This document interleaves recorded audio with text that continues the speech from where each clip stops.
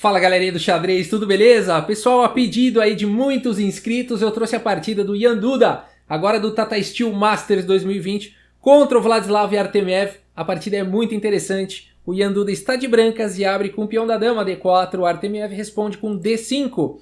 Temos C4, o gambito da dama, e aqui C6, a defesa eslava. Cavalo em F3, cavalo em F6, cavalo C3 e aqui E6. Então indo aí para uma semi-eslava. Essa formação aqui das negras bastante sólida. E3, cavalo de B em D7. Aqui dama C2, bispo aqui em D6, bispo D3. E aqui as negras fazem roque. O Ian Duda também aproveita aqui para fazer roque. E o Vladislav Artemiev faz aqui D por C4, um lance bastante temático aí da semi-eslava, bispo por C4. Muitas vezes aqui as negras já jogam um B5 atacando o bispo, A6, bispo B7, para depois jogar um C5. Muitas vezes se joga assim a semi-eslava. O Artemiev vai para uma ideia diferente aqui, imediatamente com E5. Também interessante essa linha H3. E agora E por D4. E por D4 e agora cavalo B6 atacando aí o bispo. O bispo volta para B3 e cavalo de B em D5. Bacana, eu gostei também dessa variante aqui do Vladislav Artemiev. A abertura bastante equilibrada, né? Aqui as brancas têm um peão D isolado, né? E no entanto muito bem protegido, muito bem defendido. As pretas conseguiram peças ativas, as brancas também, os reis estão seguros. Muito equilibrada aí a partida. Bispo G5 aqui pelo Ian Duda, desenvolvendo e cravando aí o cavalo. O bispo volta para E7. Torre de F em E1, bispo em E6, bloqueando aí a coluna E. E também colocando proteção ali em D5. Torre E5, né? Então aqui já o Ian Duda mostrando toda a sua agressividade, né? Subindo a torre no lance 15 já.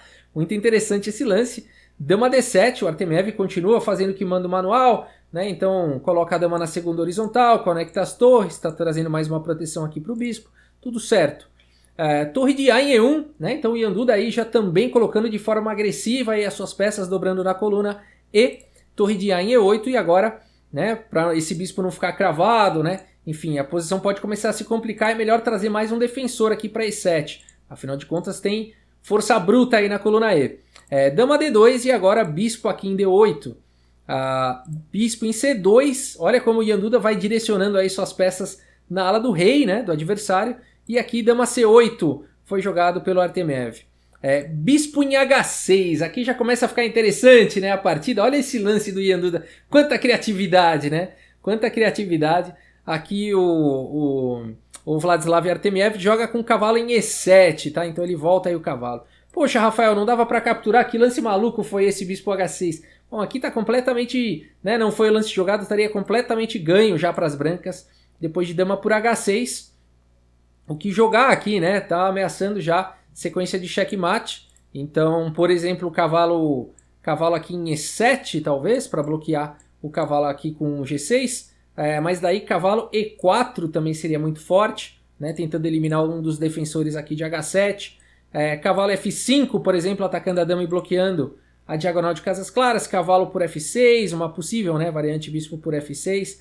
Dama por F6 aí recuperando peça. E as brancas continuam com um ataque muito forte aqui nessa posição, né? Fora a pressão toda aqui em F5, né? Então aqui as brancas vão ganhar material.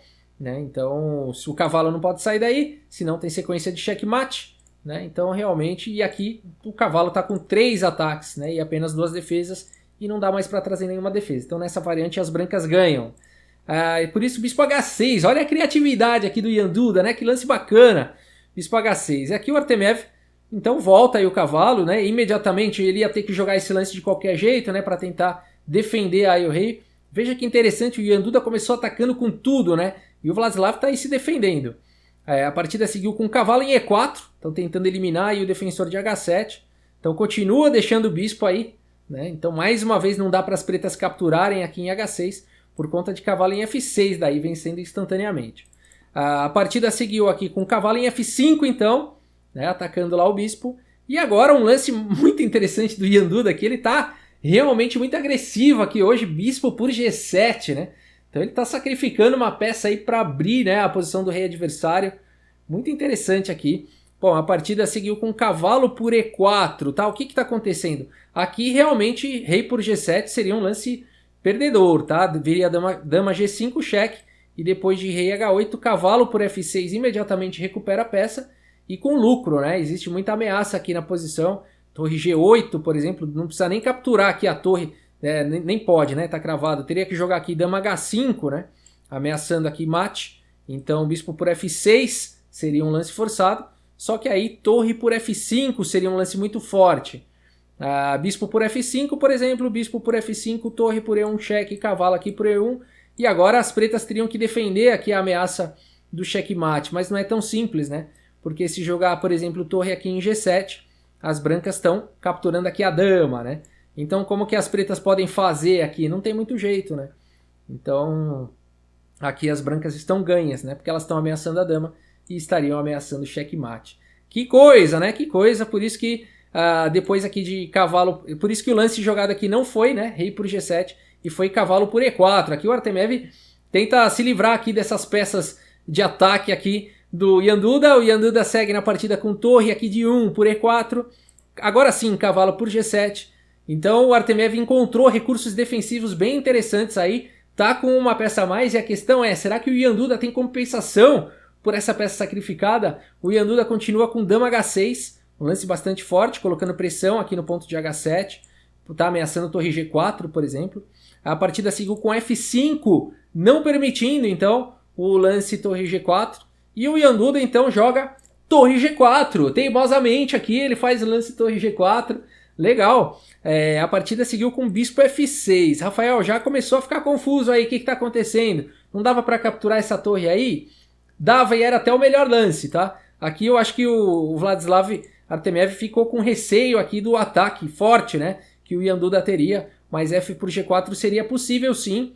Depois de dama aqui por H7, cheque, rei F7, bispo G6, rei E7, dama por G7, cheque, rei D6, bispo por E8, torre por E8 e H por G4, né? A gente teria essa posição aí onde as brancas teriam uma peça a menos por 3 peões, né? Então são 6 peões aí contra 3. Não é muito claro, né, o que pode sair dessa posição, mas as pretas poderiam tentar alguns recursos aqui, como tentar trocar as damas, né, dama D7.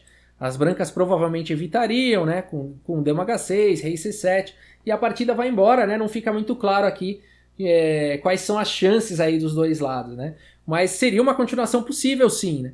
Mas depois aqui de torre G4, o Artemev preferiu continuar aqui com bispo F6, e agora mais um lance fantástico aqui do Ian Duda. Cavalo G5, ele não tá nem aí, ele não tá fazendo mais conta, ele só quer dar checkmate, né? Então aqui é muito interessante, né? Ele não pode, nenhuma das duas torres podem ser capturadas, senão dama por H7 entrega checkmate imediatamente, né? Então muito bom esse lance. A partida seguiu então por bispo por G5, eliminando aí, né, o cavalo que estava atacando em H7.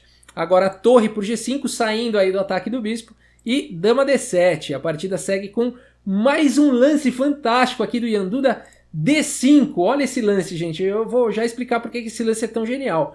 Depois de C por D5 vem bispo A4, olha que maluquice.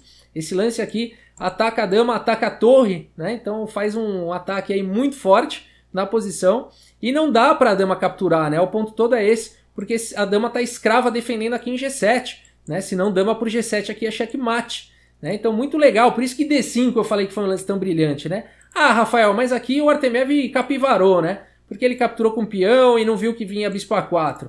Ele devia ter logo a tomada de bispo aqui.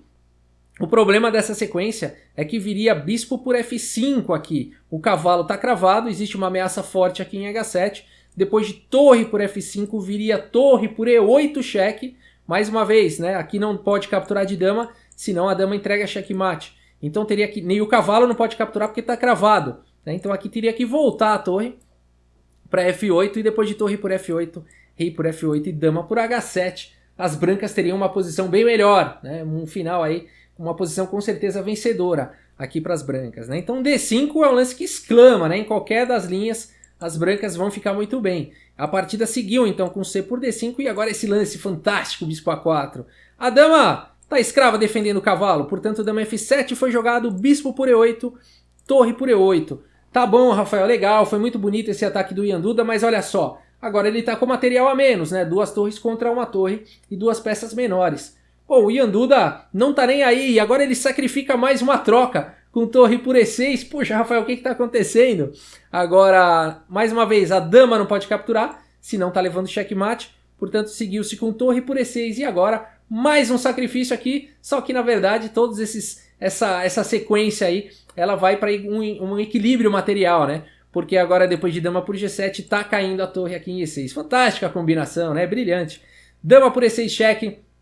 A partida continua com dama F7, dama por F7, rei por F7 e a gente tem esse final aqui de rei e 5 peões contra rei e 5 peões. Vamos ver como é que se joga aqui, eles ainda jogam rei F1, rei E6, rei E2, F4, G4, F por G3, en passant, F por G3, rei E5, rei E3, D4 cheque, rei F3. Aqui é interessante notar, né, as escolhas, né? Rei D3, por exemplo, também é possível porque se o rei vier atrás dessa maioria aqui, agora ele não tem um jeito muito fácil, né, de entrar nessa posição e também estaria caindo o peão aqui. Mas o Yanduda prefere jogar com rei F3, rei F5, G4 cheque, rei G5, rei G3, D3, H4 cheque, rei F6, rei F3, encostando no peão passado, rei E5, rei E3, D2 jogando o rei lá para o canto, mais para baixo, né, rei por D2, rei F4 e agora G5 na hora certa. Rei G4 e rei E3, rei por H4, rei volta aqui para F4, A6, A3, B6, A4, A5, B3, ganhando um tempo aí importante, e rei H3, e nessa posição o Yanduda faz um lance e ambos os jogadores concordam no empate. Será que você é capaz de encontrar esse lance? Qual é o lance de empate? O que você jogaria de brancas para poder empatar essa posição? E eu espero que você não tenha jogado aqui dá vontade de jogar rei F5, né? Rei F5 perde. Aqui o lance jogado pelo Yanduda foi rei F3 realmente. E depois de rei H4, na verdade, aí os jogadores concordaram no empate, porque o Yanduda vai ficar jogando rei F4 e rei H3. Rafael do céu, por que rei F5 perde aqui? Perde, por incrível que pareça, esse final é perdedor para as brancas, eu vou mostrar.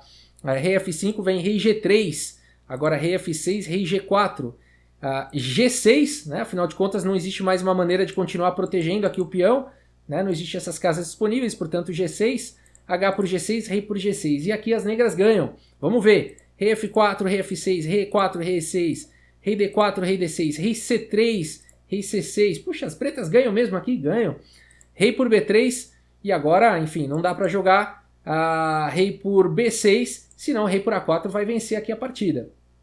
Então, por exemplo, aqui, ó, vamos ver as duas continuações, essa e essa, tá? Então, rei por B6, vem rei por A4, se joga rei C5, simplesmente rei B3 e não tem como parar o peão, né? E a outra possibilidade que eu comentei, depois de rei por B3, rei B5, mas aí rei A3 ou rei C3 também venceria, mas rei A3 é mais direto. Depois de rei A3, rei por B6, rei por A4, rei C5 e rei B3 cai naquela mesma posição vencedora, né? Por isso que aqui, então, muito importante nessa hora é jogar o lance rei F3, e aí depois de rei H4 empataram, né? Agora, o duro é que quando os grandes mestres eles terminam a partida, eles colocam o rei no centro. É praxe, eles colocam o rei lá no centro.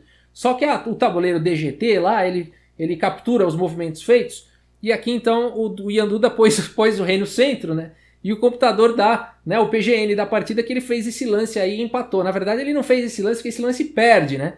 Esse lance aqui perderia rápido aqui pro rei por G5. Inclusive, esse daí até prejudicou o relatório do chess.com. Vamos dar uma olhada no relatório aqui do chess.com. Olha isso, gente, que loucura, hein? Um lance brilhante ainda aqui pro Yanduda, 0 pro Artemiev, 38 aqui dos melhores lances pro Yanduda, 39 pro Artemiev. Um lance excelente contra 2 lances bons aí pro Yanduda, 3 pro Artemiev, 7 lances de livro, 2 imprecisões aí pro Yanduda, uma só pro Artemiev, olha só, nenhum erro pro Yanduda, 1 pro Artemiev, e 2 gafes aqui. Agora, dessas 2 gafes, uma é esse lance final, né? Então até prejudicou essa precisão de 99, é mais ainda a precisão aqui do Yanduda, né? Então, inclusive, ele venceu a partida, não é por acaso. Mas precisão monstruosa dos dois jogadores, né? Precisão monstruosa realmente. E aqui diz que o Artemiev estava até melhor em algum momento aqui, mas cometeu um deslize, né? Vamos ver que momento foi esse? Vamos ver se a gente descobre aqui o lance bispo F6, né? Vamos voltar lá para o Lichess. Então ele diz aqui que o lance bispo F6, eu acho que a gente chegou a analisar isso, vamos dar uma olhada ali no Lichess, mas eu acho que a gente chegou a analisar. Deixa eu ver que lance que é, o número do lance. Qual que é o número aqui? Foi depois logo de torre G4, né? Foi logo depois de torre G4. Ah, nós chegamos a analisar, né? Que o lance correto ali seria realmente capturar em G4, né? Então nessa posição aqui, né? Então nessa posição o lance jogado foi bispo F6, né? Aqui pelas negras. Nessa posição o lance jogado foi bispo F6, mas realmente F por G4 poderia, né? Manter as pretas aí com uma certa vantagem. Bispo F6 levou aí ao equilíbrio, né? Então tá explicado aqui o gráfico, né? Então tava melhor para as negras, jogou lá o bispo F6 ao invés de capturar a torre, aí ficou um pouquinho melhor para as brancas e tal, mas se equilibrou. Aí aqui no final essa gafe, né, que foi para -12, não foi gafe, foi apenas o rei aí no centro do tabuleiro, né? Foi apenas o rei colocado ali no centro do tabuleiro, mas contou como lance. Mas é isso. Bom, pessoal, espero que vocês tenham gostado aí da partida. Muito obrigado pela audiência e até a próxima, pessoal. Valeu!